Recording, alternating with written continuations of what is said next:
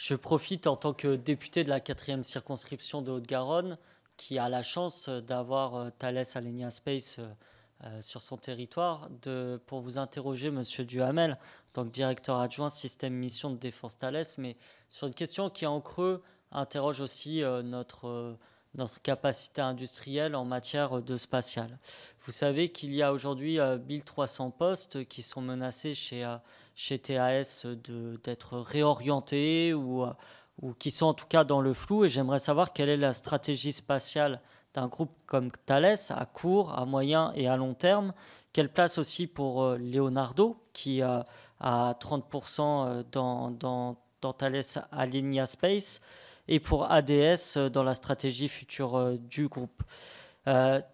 TAS, Thales Alenia Space, est connu et reconnu pour l'excellence des infrastructures spatiales produites tant en télécom, en observation, navigation ou sciences et missions, mais peu présent sur les services. Or, la part des services dans le marché spatial devient prépondérante sur le segment des infrastructures et cette part est promise à une plus forte croissance.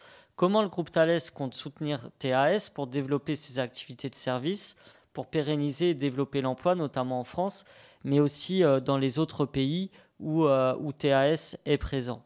Je finis avec une question aussi qui a à voir avec l'actualité internationale actuelle.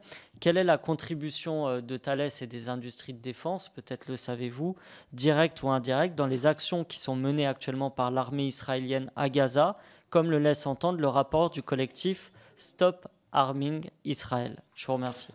Alors merci, ces deux questions effectivement un peu à la marge, on va dire, de la thématique de l'audition, mais peut-être que M. Duhamel aura quelques éléments de réponse.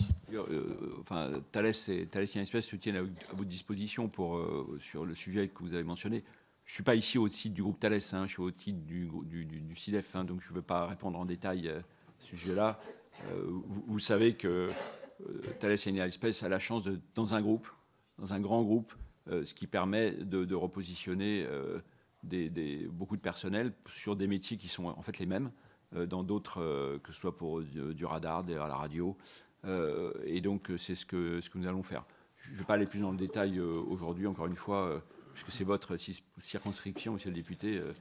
Le management de Thales Alenia Space se tient à votre disposition.